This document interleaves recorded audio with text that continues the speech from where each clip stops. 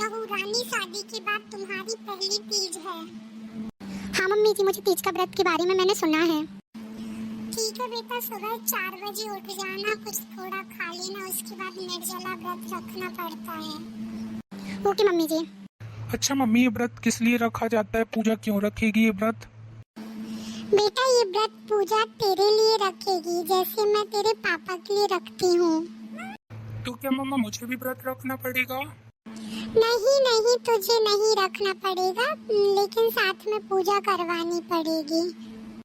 और अपनी पूजा के लिए कुछ गहने और श्रृंगार का सामान और कुछ उसको साड़ी ले आना मार्केट से। उसको लहंगा चाहिए हो तो लहंगा ले आना। ओके मम्मी जी।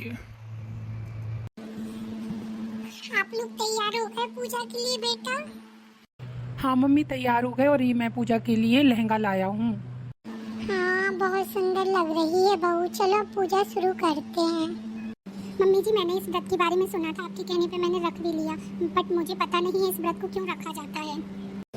बेटा आज का व्रत हरतालिका तीज के नाम से जाना जाता है और हर पत्नी या फिर विवाहित और अविवाहित महिलाएं भी रख सकती हैं। अगर जिनको शंकर जी जैसा पति चाहिए, महादेव जैसा पति चाहिए, तो वो इस व्रत को शादी के पहले भी रखती हैं और शादी के बाद भी इस व्रत को रखा जाता है। अच्छा मम्मी जी, ये व्रत कब से रखा जाने लगा? बेटा ये व्रत हरतालिका तीज के नाम से जाना जाता है और ये व्रत हिंदू पंचांग के अनुसार भाद्रपद मास की शुक्ल पक्ष की तृतीया को रखा जाता है। अच्छा मम्मी जी, ये व्रत रखने से क्या होता है और इस व्रत को सबसे पहले किसने रखा मम्मी जी?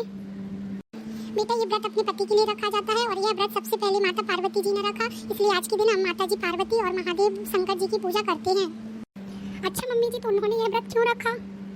बेटा जब माता पार्वती सती के रूप में अपने पिताजी से गुस्सा होकर उन्होंने आहुति दे दी थी, तो फिर उनका दोबारा जन्म हुआ था, इसलिए फिर उन्होंने बहुत ज्यादा तपस्या की और इस व्रत को रखने के लिए उन्होंने बहुत ही कठिन परिश्रम किया। अच्छा मम्मी जी, मतलब पिछले जन्म के कर्म अपन को अगले जन्म में भी मिलते हैं? हाँ बेटा, जरूर मिलते हैं। सती माता सती होने के बाद अपने पति के लिए उन्होंने अगले जन्म में भी व्रत रखा। चलो मैं तुम्हें एक कहानी सुनाती हूँ माता पार्वती के इस व्रत के बारे में। हाँ मम्मी जी, बिल्कुल सुनाइए।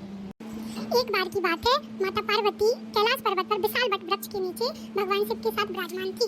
भगवान शिव और माता पार्वती के साथ बलवान वीरभद्र, भृंगी, सरंगी और नंदी पहरा दे रहे थे। इस अवसर पर भगवान शिव ने माता पार्वती से दोनों हाथ जोड़कर प्रश्न किया, हे महादेव, हे प्रभु, क्या मैं जान सकती हूँ कि मैंने वह कौन से पुण्य कर्म किए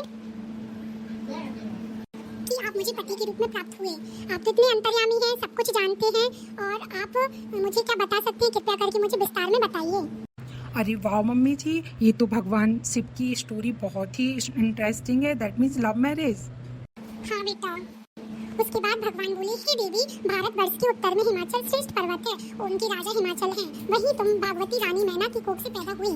तुमने बचपन से ही मेरी आराधना करना शुरू कर दिया था। कुछ उम्र बढ़ने पर तुमने सहेली के साथ जाकर हिमालय की गुफाओं में मुझे पाने के लिए बहुत ज्यादा तप किया। हे देवी, तुमने गर्मी में बाहर चट्टानों में आसन लगाकर तप किया, बारिश में तप किया, सर्दी में तप किया, और तुमने बहुत ही कठोर तप किया। इसके द्वारा तुमने पेड़ों के पत्ते खाए, जिससे तुम्हारा पूरा शरीर क्षीण हो गया, और तुम्हारी ऐसी दशा देख के महाराज हिमालय चिंता में डूब गए थे। हिमाचल राजा को नारद जी मिले तो नारद जी को उन्होंने पूरी बात बताई। तब उन्होंने नारद जी ने कहा कि भगवान विष्णु आपकी लड़की से शादी कर लेंगे, और फिर भगवान विष्णु आप एक काम करिए, भगवान विष्णु से प्रार्थना करिए, तो आपकी बेटी को पति के रूप में पत्नी के रूप में वह स्वीकार करेंगे। फिर हिमाचल पर्वत के राजा ने भगवान विष्णु की प्रार्थना की, तो भगवान विष्णु प्रकट हुए और उनसे मांगा। उन्होंने कहा, आप मेरी बेटी से शादी कर लीजिए, उनको पत्नी के रूप में स्वीकार कर लीजिए। हिमाचल राजा ने सोचा कि भगवान विष्णु तो सर्वगुण संपन्न है, प्रभु हैं, उनके साथ मेरी बेटी बहुत ही खुश नसीब होगी कि भगवान विष्णु की पत्नी बनेगी। तो ये सब बातें सुनकर पार्वती जी जाके अपनी सहेली के साथ रोने लगी, और वह अपनी सहेली को लेके एक बहुत ही हिमालय पर्वत की गुफाओं में जाकर छुप गई, और फिर वहां जाके भगवान शिव की पिंडी बनाकर उस पे फूल चढ़ाकर, भगवान बेलपत्री चढ़ाकर और निर्जला व्रत रखा। उन्होंने इतनी कठिन तपस्या की, इतनी सर्दी में, कि वहाँ बर्फीले पहाड़ों पर पार्वती जी ने तपस्या की। बहुत ही ज्यादा कठिन तप करने के बाद महादेव का आसन हिल गया और महादेव को माता पार्वती के सामने प्रकट होना पड़ा। और प्रकट होने के बाद महादेव ने कहा, हे देवी, आपकी इतनी कठिन परिश्रम, इतनी कठिन प्रार्थना देखकर मैं बहुत ही प्रसन्न हुआ हूँ। आप बताइए, आपको क्या बलिदान चाहिए? तब माता पार्वती बोली कि मैं आपको पति के रूप में चाहती हूँ, क्या आप मेरे पति बनेंगे? तब भोलेनाथ जी, महादेव जी ने कहा, हाँ मैं तुमसे शादी करूंगा। और फिर वहाँ गुफा से दोनों बाहर निकले तो हिमालय की पर्वत हिमाचल पार्वती को देखकर रोने लगी और उनको गले से लगा लिया।